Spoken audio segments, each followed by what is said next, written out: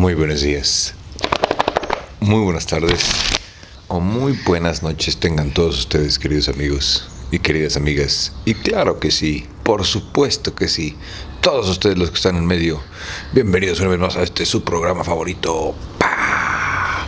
El Círculo de Lectura. Y estamos aquí para comenzar. No, güey, mira nada más lo que tengo entre manos, miñera, mi perro, mi perra. El laberinto de la soledad, por Octavio Paz. No crean, hoy si hice tarea, traje el espejo que nos dieron. A ver, Octavio Paz, Octavio Irineo Paz Lozano, Ciudad de México, 31 de marzo de 1914, y Ciudad de México, 19 de abril de 1998. Fue un poeta, ensayista y diplomático mexicano, conocido por ganar el Premio Nobel de Literatura en 1920, el Premio Cervantes en 1981. Se considera uno de los más influyentes autores del siglo XX y uno de los más grandes poetas de todos los tiempos. La neta, me cae muy bien ese señor, güey. Y pues bueno, luego otro día con calma. Nada más tengo una duda. Quiero ver si él escribió, sí, él lo escribió, güey. Claro que lo escribió, güey. El laberinto de la soledad, güey. No sé si lo han leído, lo voy a conseguir para que lo leamos. Bueno, digo, el otro, su perra madre, el de Macario, güey. No me acuerdo si el de Macario es este, güey, también. Que creo que no. Pero bueno. Sin más por el momento, ¿qué les parece que vamos a empezar? Sin más por el momento, ni preámbulos que no te importan. Muchas gracias a ustedes por venir a su ejercicio de resistencia cultural favorito. Octavio Paz, el laberinto de la soledad. Octavio Paz, el laberinto de la soledad. En todas sus dimensiones, y de frente y de perfil, en su pasado y en su presente, el mexicano resulta en un ser cargado de tradición que, acaso sin darse cuenta, actúa obedeciendo a la voz de la raza. El autor analiza con singular penetración diversas expresiones, actitudes, características y preferencias distintivas para llegar al fondo anímico donde se han originado. Las secretas raíces conservan ligaduras que atan al hombre con su cultura, adiestran sus reacciones y, al darle su conformación definitiva, sustentan la armazón interna del espíritu nacional, latente en el trasplantado manifiesto dentro de nuestras fronteras, eficaz siempre. Si el tema puede encuadrarse dentro de la filosofía y de la ciencia social, las virtudes comunicativas del autor trascienden los límites tradicionales de estas disciplinas mediante imágenes felices, riqueza de lenguaje y agilidad estilística. Colección popular del Fondo de Cultura Económica de México. Octavio Paz, El laberinto de la soledad.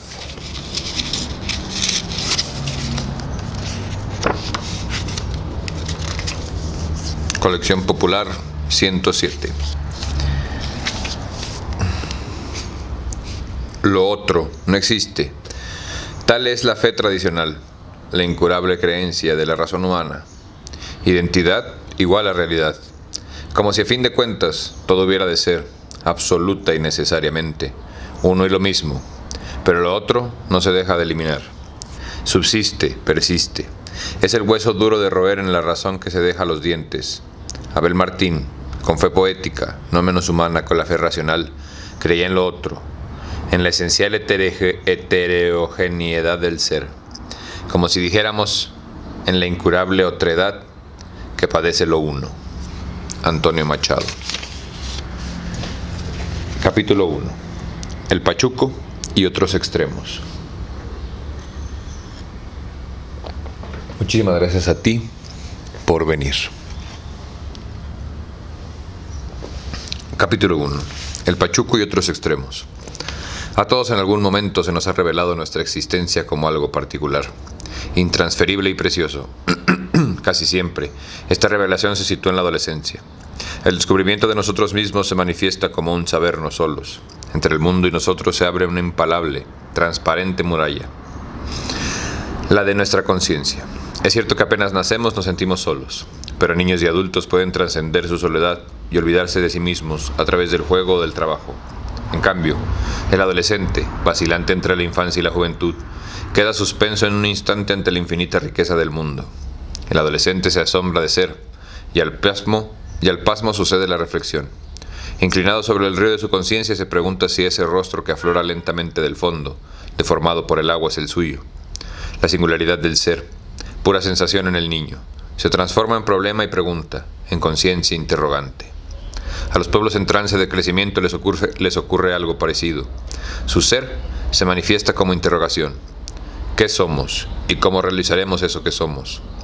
Muchas veces las respuestas que damos a estas preguntas son desmentidas por la historia. ¿Acaso porque eso llaman el genio de los pueblos? Solo es un complejo de reacciones ante un estímulo dado, frente a circunstancias diversas. Las respuestas pueden variar y con ellas el carácter nacional, que se pretendía inmutable.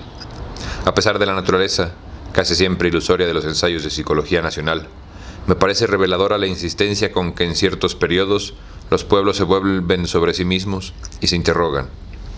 Despertar a la historia significa adquirir conciencia de nuestra singularidad, momento de reposo reflexivo antes de entregarnos al hacer.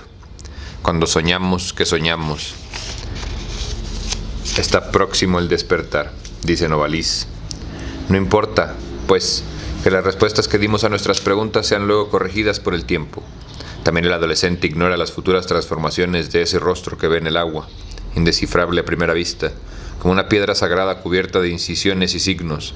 La máscara del viejo es la historia de unas facciones amorfas, que un día emergieron confusas, extraídas en vilo por una mirada absorta.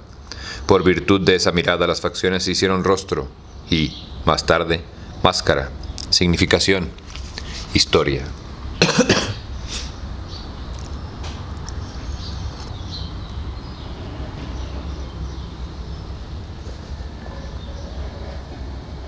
Ay, güey. La preocupación por el sentido de las singularidades de mi país, que comparto con muchos, me parecía hace tiempo superflua y peligrosa. En lugar de interrogarnos a nosotros mismos, ¿no sería mejor crear, obrar sobre una realidad que no se entrega al que contempla, sino al que es capaz de sumergirse en ella? Lo que nos puede distinguir del resto de los pueblos no es la siempre dudosa originalidad de nuestro carácter, fruto quizá de las circunstancias siempre cambiantes, sino de las nuestras creaciones. Pensaba que una obra de arte o una acción concreta definen más al mexicano, no solamente en tanto que lo expresan, sino en cuanto, al expresarlo, lo recrean, que la más penetrante de las descripciones. Mi pregunta, como la de los otros, se me aprecia así, como un pretexto de mi miedo a enfrentarme con la realidad, y todas las especulaciones sobre el pretendido carácter de los mexicanos. Hábiles subterfugios de nuestra impotencia creadora. Creía, como Samuel Ramos, que el sentimiento de inferioridad influye en nuestra predilección por el análisis y que la escasez de nuestras situaciones, que la escasez de nuestras creaciones se explica no tanto por un crecimiento de las facultades críticas e expensas de las creadoras, como por una instintiva desconfianza acerca de nuestras capacidades. Pero así, como el adolescente no puede olvidarse de sí mismo, pues apenas lo consigue deja de serlo, nosotros no podremos sustraernos a la necesidad de interrogarnos sin contemplarnos. No quiero decir que el mexicano sea por naturaleza crítico, sino que atraviesa una etapa reflexiva. Es natural que después de la fase explosiva de la revolución, el mexicano se recoja en sí mismo y por un momento se contemple. Las preguntas que todos nos hacemos ahora probablemente resulten incomprensibles dentro de 50 años. Nuevas circunstancias, tal vez, produzcan reacciones nuevas. No toda la población que habita nuestro país es objeto de mis reflexiones, sino un grupo concreto, constituido por esos que, por razones diversas, tienen conciencia de su ser en tanto que mexicanos. Contra lo que se cree, este grupo es bastante reducido. En nuestro territorio conviven no solo distintas razas y lenguas, sino varios niveles históricos, a quienes viven antes de la historia. Otros, como los otomíes, desplazados por sucesivas invasiones, al margen de ella. Y sin acudir a estos extremos, varias épocas se enfrentan, se ignoran, se entredevoran sobre una misma tierra o separadas apenas por unos kilómetros, bajo un mismo cielo, como héroes, costumbres, calendarios y nociones mortales diferentes viven, católicos de Pedro el Ermitaño y jacobinos de la era terciaria. Las épocas viejas nunca desaparecieron completamente, y todas las heridas, aun las más antiguas, maman sangre todavía. A veces, como las pirámides precortesianas que ocultan casi siempre otras, en una sola ciudad, o en una sola alma se mezclan y superponen las nociones y sensibilidades enemigas o distantes. Para los que son nuevos en este miembro o en este ejercicio de resistencia cultural, cuando levante mi dedito es porque estoy leyendo un pie de página o sea información extra que viene en el libro. Nuestra historia reciente abunda en ejemplos de esta superposición y convivencia de diversos niveles históricos. El neofeudalismo perfirista. Uso este término en espera del historiador que clasifique al fin su originalidad, nuestras etapas históricas, sirviéndose del positivismo, filosofía burguesa para justificarse históricamente. Caso y Vasconcelos, iniciadores intelectuales de la revolución, utilizando las ideas de Boutroux, Bergson, para combatir el positivismo porfirista, la educación socialista en un país de incipiente capitalismo, los frescos revolucionarios en los muros gubernamentales. Todas estas aparentes contradicciones exigen un nuevo examen de nuestra historia y nuestra cultura, confluencia de muchas corrientes y épocas. La minoría de mexicanos que poseen conciencia de sí no constituye una clase inmóvil o cerrada. No solamente es la única activa frente a la inercia indo-española del resto, sino que cada día moldea más el país a su imagen y crece, conquista México. Todos pueden llegar a sentirse mexicanos. Basta, por ejemplo, con que cualquiera cruce la frontera para que oscuramente se haga las mismas preguntas que se hizo Samuel Ramos en el perfil del hombre y la cultura en México. Y debo confesar que muchas de las reflexiones que forman para este ensayo nacieron fuera de México, durante 2 años de distancia en los Estados Unidos. Recuerdo que cada vez que me inclinaba sobre la vida norteamericana, deseoso de encontrarle sentido, me encontraba con mi imagen interrogante. Esa imagen, destacada sobre el fondo reluciente de los Estados Unidos, fue la primera y quizá la más profunda de las respuestas que dio ese país a mis preguntas. Por eso, al intentar explicarme algunos de los rasgos del mexicano de nuestros días, principio con esos para quienes serlo es un problema de verdad vital, un problema de vida o muerte.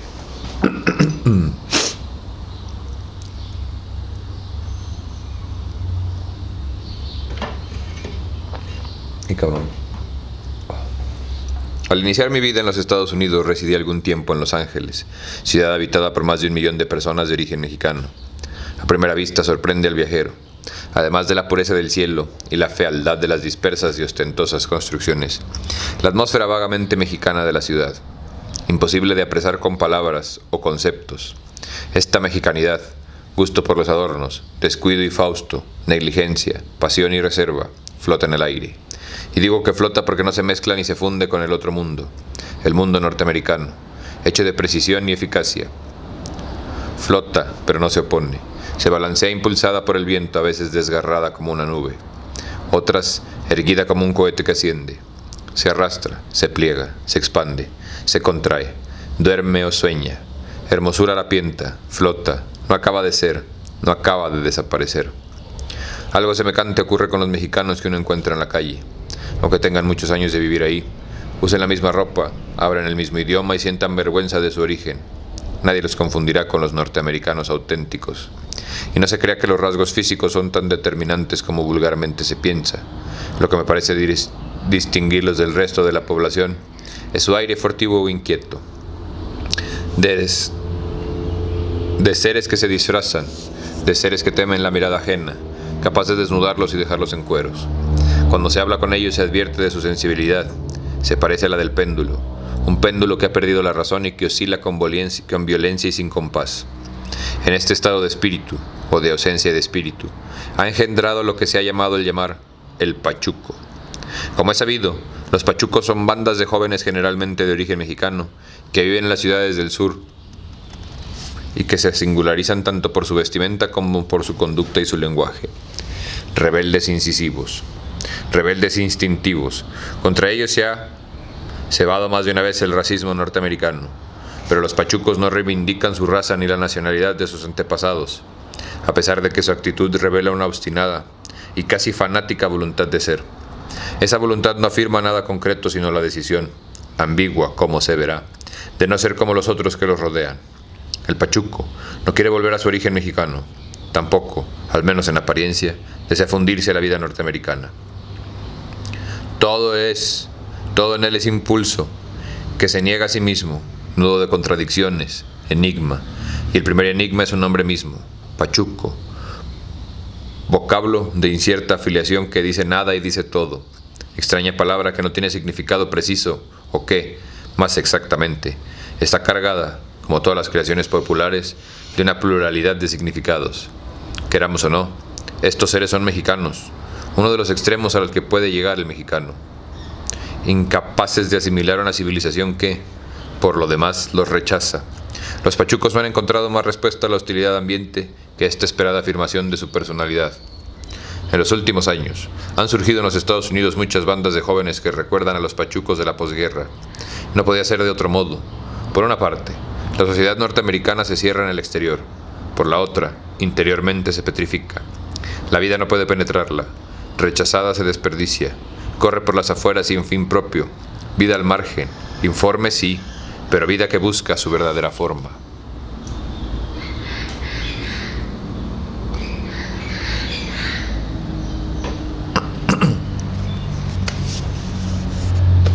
Otras comunidades reaccionan de modo distinto. Los negros, por ejemplo, perseguidos por la intolerancia racial, se esfuerzan por pasar la línea e ingresar a la sociedad. Quieren ser como los otros ciudadanos. Los mexicanos han sufrido una repulsa menos violenta, pero lejos de intentar una problemática adaptación a los modelos ambientes, afirman sus diferencias, las subrayan, procuran hacerlas notables. A través de un dandismo grotesco y de una conducta anárquica, señalan no tanto la injusticia o las incapacidades de una sociedad que no ha logrado asimilarlos, como su voluntad personal de seguir siendo distintos. No importa conocer las causas de este conflicto y menos saber si tienen remedio o no. En muchas partes existen minorías que gozan de las mismas oportunidades que el resto de la población. Lo característico del hecho reside en este obstinado querer ser distinto, en esta angustiosa tensión con el que el mexicano desvalido, huérfano de valedores y de valores, afirma sus diferencias frente al mundo. El pachuco ha perdido toda su herencia, lengua, religión, costumbres, creencias. Solo le queda un cuerpo y un arma a la intemperie, inerme ante todas las miradas. Su disfraz lo protege y al mismo tiempo lo destaca y aísla, lo oculta y lo exhibe.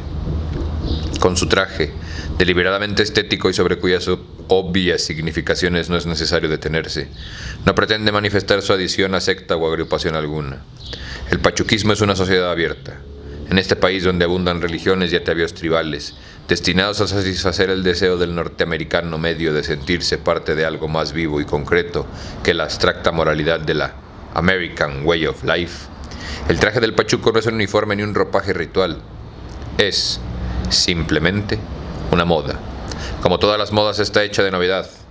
Madre de la muerte, decía Lopardi, e imitación. La novedad del traje reside en su exageración. El pachuco lleva la moda a sus últimas consecuencias y la vuelve estética. Ahora bien, uno de los principios que rigen a la moda norteamericana es la comodidad. Al volver energético el traje corriente, el pachuco lo vuelve impráctico. Al volver estético el traje corriente, el pachuco lo vuelve impráctico. Niega así los principios mismos que en su modelo se inspira. De ahí su agresividad. Esta rebeldía no pasa de ser un gesto en vano, pues es esa exageración de los modelos contra los que pretende rebelarse, y no una vuelta de los atavíos de sus antepasados, o una invención de nuevos ropajes. Generalmente los excéntricos subrayan con sus vestiduras la decisión de separarse de la sociedad, ya para construir nuevos y más cerrados grupos, ya para afirmar su singularidad. En el caso de los pachucos se advierte una ambigüedad. Por una parte, su ropa los aísla y los distingue. Por la otra, esa misma ropa constituye un homenaje a la sociedad que pretenden negar. La dualidad interior se expresa también de otra manera acaso más honda. El pachuco es un clown impasible y siniestro, que no intenta hacer reír y que procura aterrorizar. Esta actitud sádica se alía a un deseo de autohumillación que merece constituir el fondo mismo de su carácter. Sabe que sobresalir es peligroso y que su conducta irritará a la sociedad. No importa, busca, atrae la persecución y el escándalo. Solo así podrá establecer una relación más viva con la sociedad que provoca. Víctima, podrá ocupar un puesto en ese mundo que hasta hace poco lo ignoraba. Delincuente, será uno de sus héroes malditos. La irritación del norteamericano procede, qué bueno, a mi juicio, de que ven un pachuco un ser mítico y por lo tanto virtualmente peligroso. Su peligrosidad brota de su singularidad. Todos coinciden en ver en él algo híbrido, perturbador y fascinante. En torno suyo se crea una constelación de nociones ambivalentes. Su singularidad parece nutrirse de poderes alternativamente nefastos o benéficos.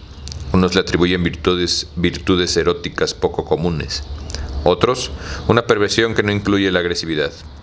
Figura portadora del amor y la dicha, del horror y la abominación. El pachuco parece encarnar la libertad, el desorden, lo prohibido. Algo, en suma, que debe ser suprimido. Alguien, también, con quien solo es posible tener un contacto secreto, a oscuras. Pasivo y desdeñoso, el pachuco deja que se acumulen sobre su cabeza todas estas representaciones contradictorias, hasta que no, sin dolorosa autosatisfacción, estallan en una pelea de cantina o en un raid o en un motín. Entonces, en la persecución, alcanza su autenticidad, su verdadero ser, su desnudez suprema, de paria, de hombre que no pertenece a parte alguna. El ciclo que empieza con la provocación se cierra, y está listo para la redención, para el ingreso a la sociedad que lo rechazaba. Ha sido su pecado y su escándalo. Ahora que es víctima, se le reconoce al fin como lo que es, su producto, su hijo. Ha encontrado al fin nuevos padres.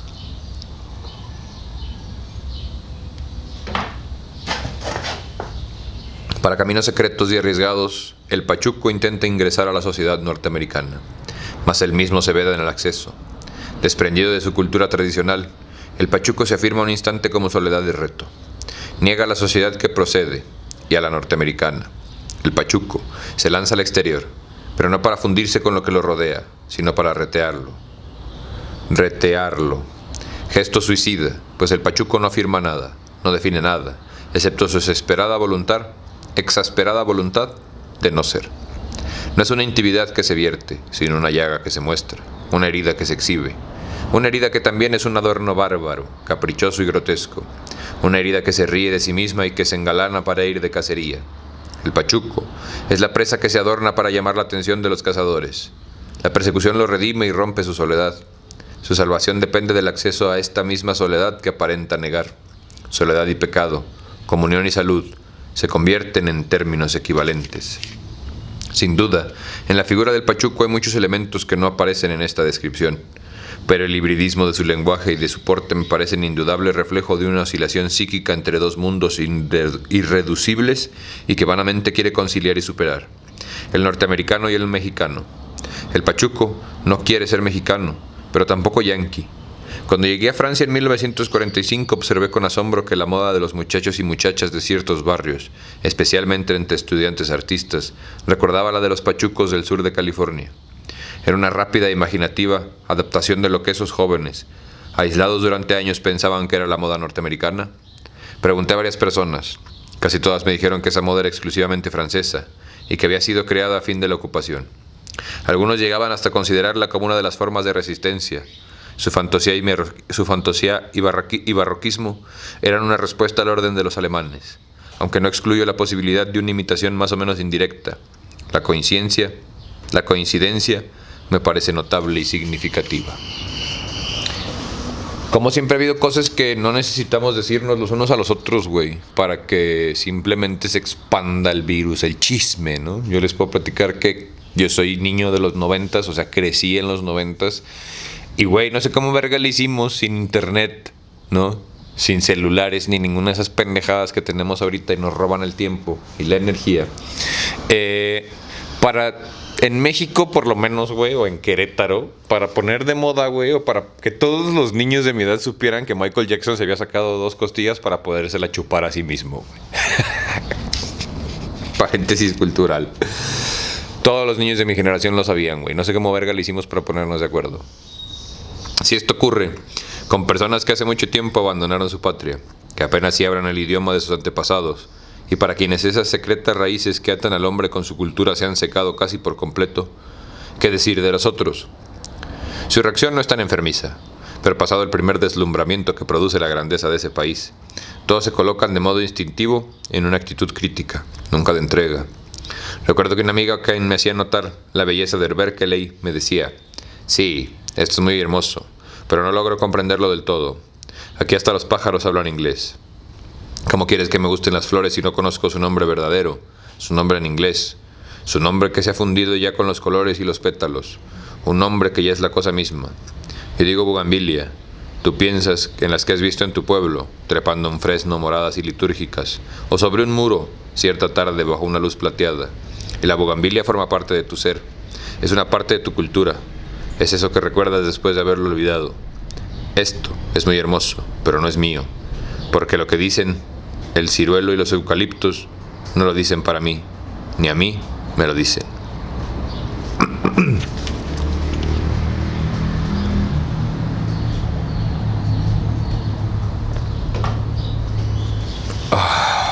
Si nos encerramos en nosotros mismos, hacemos más profunda y exacerbada la conciencia de todo lo que nos separa, nos aísla o nos distingue, y nuestra soledad aumenta porque no buscamos a nuestros compatriotas, sea por temor a contemplarnos en ellos, sea por un penoso sentimiento defensivo de nuestra intimidad.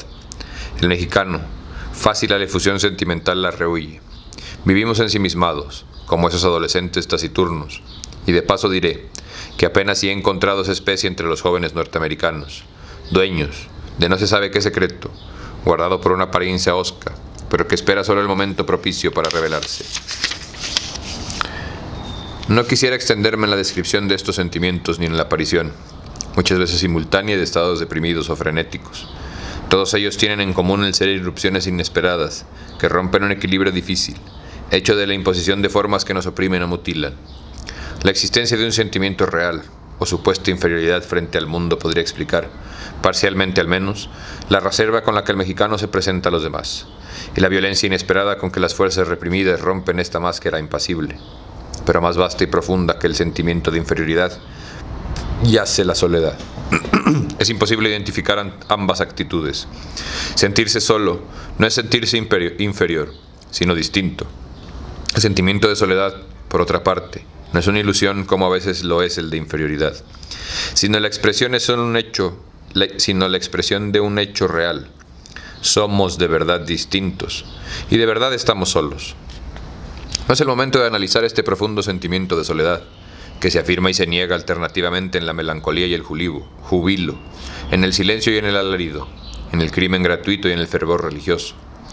En todos lados, el hombre está solo, pero la soledad del mexicano bajo la gran noche de piedra de la altiplanicie, poblada todavía de dioses insaciables, es diversa a la del norteamericano, extraviado en un mundo abstracto de máquinas, con ciudadanos y preceptos morales.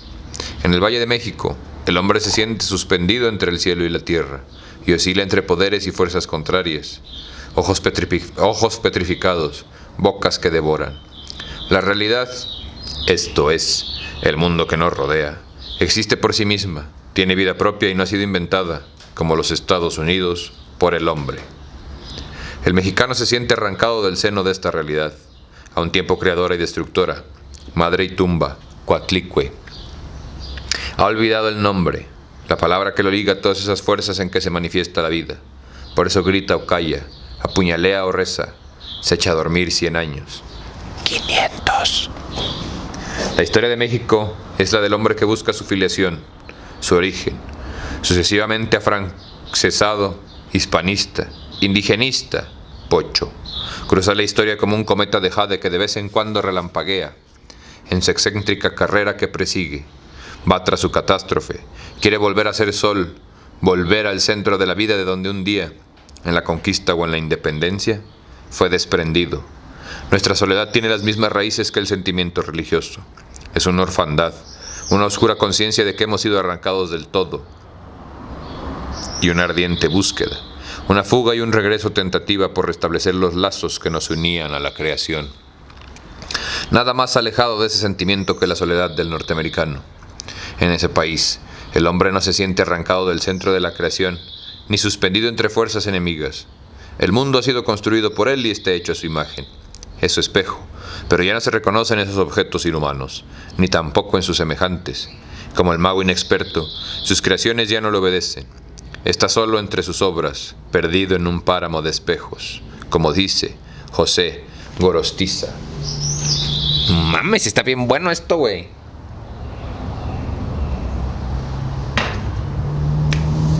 Espero que lo estén disfrutando tanto como yo. Algunos pretenden que todas las diferencias entre los norteamericanos y nosotros son económicas. Esto es, que ellos son ricos y nosotros pobres. Que ellos nacieron con la democracia y el capitalismo y la revolución industrial. Y nosotros en la contrarreforma, el monopolio y el feudalismo. Por más profunda y determinante que sea la influencia del sistema de producción en la creación de cultura, me rehúso a creer que bastará con que poseamos una industria pesada y vivamos libres de todo imperialismo económico para que desaparezcan nuestras diferencias. Más bien espero lo contrario y en esa posibilidad veo una de las grandezas de la revolución. Más, ¿para qué buscar en la historia una respuesta que solo nosotros podemos dar? Sí, somos nosotros los que nos sentimos distintos. ¿Qué nos hace diferentes y en qué consisten estas diferencias? Voy a insinuar una respuesta que quizás no sea la de todo satisfactoria. Con ella no pretendo sino aclararme a mí mismo el sentido de algunas experiencias y admito que tal vez no tenga más valor que el de construir una respuesta personal a una pregunta personal. Cuando llegué a Estados Unidos me asombró por encima de todo la seguridad y confianza de la gente, su aparente alegría y su aparente conformidad con el mundo que los rodeaba. Esta satisfacción no impide, claro está, la crítica. Una crítica valerosa y decidida, pero que no es muy frecuente en los países del sur, en donde prolongadas dictaduras nos han hecho más cautos para expresar nuestros puntos de vista. Pero esta crítica respeta la estructura de los sistemas y nunca desciende hasta las raíces. Recordé entonces aquella distinción que hacía Ortega y Gasset entre los usos y los abusos, para definir lo que llamaba espíritu revolucionario. El revolucionario es siempre radical. Quiero decir, no anhela corregir los abusos sino los usos mismos. Casi todas las críticas que escuché en labios de norteamericanos eran de carácter reformista. Dejaban intacta la estructura social o cultural y solo tendían a limitar o perfeccionar estos o aquellos procedimientos. Me pareció entonces, y me sigue pareciendo todavía, que los Estados Unidos son una sociedad que quiere realizar sus ideales, que no desea cambiarlos por otros y que, por más amenazador que le parezca el futuro, tiene confianza en su supervivencia. No quisiera discutir ahora si este sentimiento se encuentra justificado por la realidad o por la razón, sino solamente señalar su existencia. Esta confianza en la bondad natural de la vida, o en la infinita riqueza de sus posibilidades, es cierto que no se encuentra en la más reciente literatura norteamericana, que más bien se complace en la pintura de un mundo sombrío, pero ahora visible en la conducta, en las palabras y aún en el rostro de cada de las personas que trataba. Estas líneas fueron escritas antes de que la opinión pública se diese clara cuenta del peligro del aniquilamiento universal que entrañan las armas nucleares. Desde entonces los norteamericanos han perdido su optimismo, pero no su confianza, una confianza hecha de resignación y obstinación. En realidad, aunque mucho menos lo afirman de labios para afuera, nadie quiere creer que la amenaza es real e inmediata. ¿Qué atinado comentario sobre el gringo, güey? Creo que si mi amigo particular, porque íbamos a desayunar juntos cuando estábamos chiquillos, güey, si este cabrón estuviera vivo ahorita, haría berrinche, güey, porque su opinión norteamericana estaba tan atinada, güey, que ahorita están de la verga. Por otra parte, se me había hablado del realismo americano y también de su ingenuidad, cualidades que al parecer se excluyen. Para nosotros un realista es siempre un pesimista, y una persona ingenua no puede serlo mucho tiempo si de veras contempla la vida con realismo. ¿No sería más exacto decir que los norteamericanos no desean tanto conocer la realidad como utilizarla? En algunos casos, por ejemplo, ante la muerte, no solo no quieren conocerla, sino que visiblemente evitan su idea. Conocí a algunas señoras ancianas que todavía tenían ilusiones y que hacían planes para el futuro, como si este fuera inagotable. Desmentían así aquella frase de Nietzsche, que condena a las mujeres a un precoz escepticismo, porque, en tanto que los hombres tienen ideales, las mujeres solo tienen ilusiones. Así pues, el realismo americano es de una especie muy particular, y su ingenuidad no excluye el disimulo y aún la hipocresía. Una hipocresía que si es un vicio del carácter, también es una tendencia del pensamiento, pues consiste en la negación de todos aquellos aspectos de la realidad que nos parecen desagradables, irracionales o repugnantes.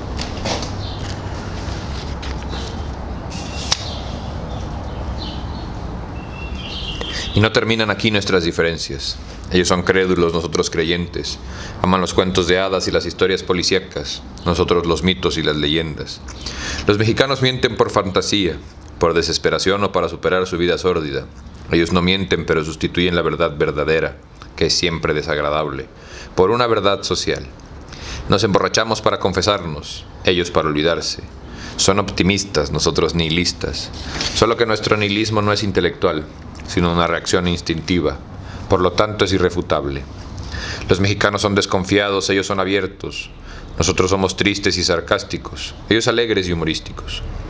Los norteamericanos quieren comprender, nosotros contemplar. Son activos, nosotros quietistas. Disfrutamos nuestras llagas como ellos de sus inventos, que se los robaron, por cierto, casi todos. Creen en la higiene, en la salud, en el trabajo, en la felicidad, pero tal vez no reconocen la verdadera alegría, que es una embriaguez y un torbellino. En el alarido de la noche de fiesta de nuestra voz ensayan luces y vida y muerte se confunden. Su vitalidad se petrifica en una sonrisa, niega la vejez y la muerte, pero inmoviliza la vida. ¿Cuál es la raíz de tan contrarias actitudes? Me parece que, para los norteamericanos, el mundo es algo que se puede perfeccionar. Para nosotros, es algo que se puede redimir. Ellos son modernos, nosotros como sus antepasados puritanos. Creemos que el pecado y la muerte constituyen el fondo último de la naturaleza humana. Solo que el puritano identifica la pureza con la salud. De ahí el ascetismo que purifica y sus consecuencias. Del culto al trabajo por el trabajo, la vida sobria, a pan y agua. La inexistencia del cuerpo en tanto que posibilidad de perderse o encontrarse en otro cuerpo. Todo acto contamina. Razas, ideas, costumbres, cuerpos extraños, llevan en sí gérmenes de perdición e impureza. La higiene social completa la del alma y la del cuerpo. En cambio, los mexicanos antiguos o modernos creen en la comunión y en la fiesta. No hay salud sin contacto. Tlazolteotl, la diosa azteca de la inmundicia y la fecundidad, de los humores terrestres y los humanos, era también la diosa de los baños de vapor, del amor sexual y de la confesión. Y no hemos cambiado tanto. El catolicismo es basura, también es comunión. Ambas actitudes me parecen irreconciliables y en su estado actual insuficientes. Mentiría si dijera que alguna vez he visto transformado el sentimiento de culpa en otra cosa que no sea rencor. Solitaria desesperación a ciega idolatría. La religiosidad de nuestro pueblo es muy profunda, tanto como su inmensa miseria y desamparo. Pero su fervor no hace darle vueltas a una noria exhausta desde hace años. Mentiría también si dijera que creo en la fertilidad de una sociedad fundada en la imposición de ciertos principios modernos. La historia contemporánea invalida la creencia en el hombre como una criatura capaz de ser modificada esencialmente por esto o aquellos instrumentos pedagógicos o sociales. El hombre no es solamente fruto de la historia y de las fuerzas que la mueven, como se pretende ahora. Tampoco la historia es el resultado de la sola voluntad humana. Presunción en que se funda, implícitamente, el sistema de vida norteamericano. El hombre, me parece, no está en la historia, es historia. El sistema norteamericano solo quiere ver la parte positiva de la realidad. Desde la infancia se somete a hombres y mujeres a un inexorable proceso de adaptación. Ciertos principios contenidos en breves fórmulas son repetidos sin cesar por la prensa, la radio, las iglesias, las escuelas, y estos seres bondadosos y siniestros que son las madres y esposas norteamericanas. Presos en esos esquemas como la planta en una maceta que la ahoga, el hombre y la mujer nunca crecen o maduran. Semejante confabulación no puede sino provocar violentas rebeliones individuales. La espontaneidad se venga en mil formas, sutiles o terribles. La máscara benevolente, atenta y desierta, que sustituye la movilidad dramática del rostro humano, y la sonrisa que la fija casi dolorosamente, muestran hasta qué punto la intimidad puede ser devastada por la árida victoria de los principios sobre los instintos. El sadismo subyacente en casi todas las formas de relación de la sociedad norteamericana contemporánea, ¿acaso no sea sino una manera de escapar a la petrificación que impone la moral de la pureza séptica? Y las religiones nuevas, las sectas, la embriaguez que libera y abre las puertas de la vida. Es sorprendente la significación casi filosófica y destructiva de esta palabra. Vivir quiere decir excederse, romper normas, ir hasta el fin. ¿De qué? Experimentar sensaciones, cohabitar en una experiencia. por eso mismo unilateral y frustrada. Pero no es el objeto de estas líneas describir unas reacciones. Bastante decir que todas ellas, como las opuestas mexicanas, me parecen reveladoras de nuestra común incapacidad para reconciliarnos con el fluir de la vida.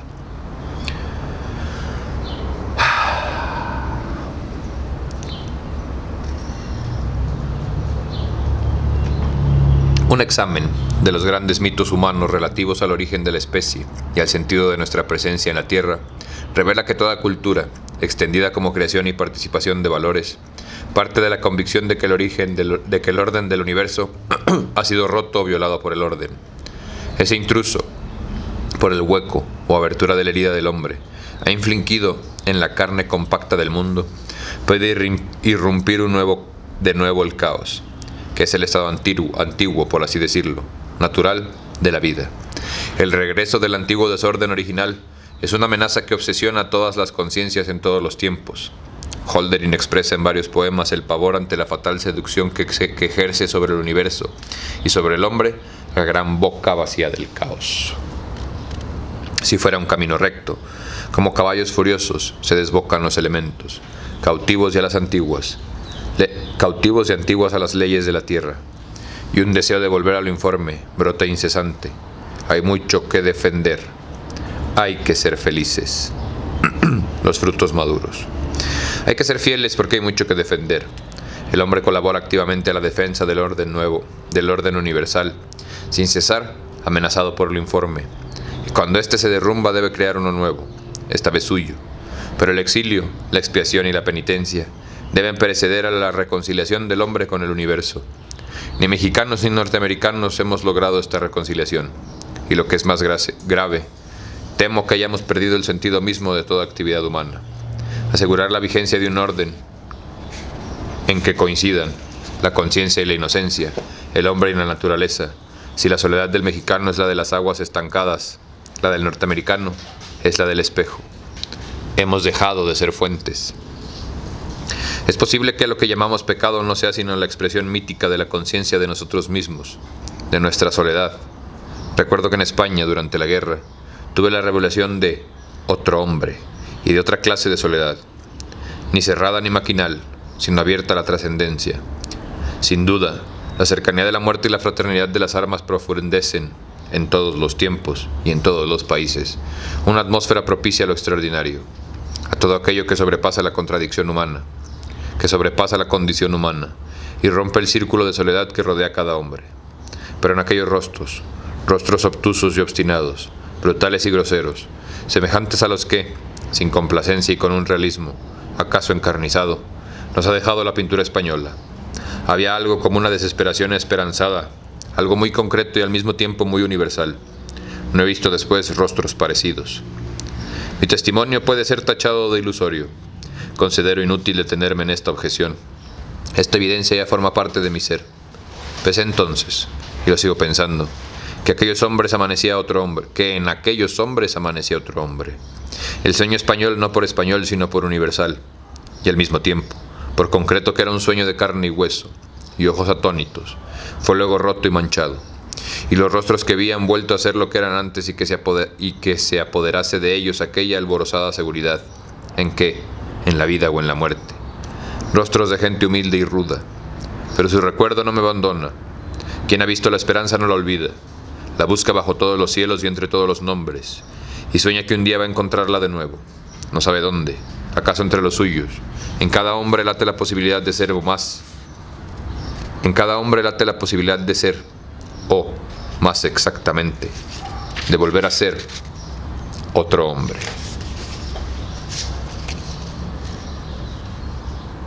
Y aquí le vamos a dejar por hoy. Muchísimas gracias por venir a su ejercicio de resistencia cultural favorito. Este es Octavio Paz, El laberinto de la soledad. Yo soy Barbitis. Esto es el Círculo de Lectura. Y nos vemos a la próxima.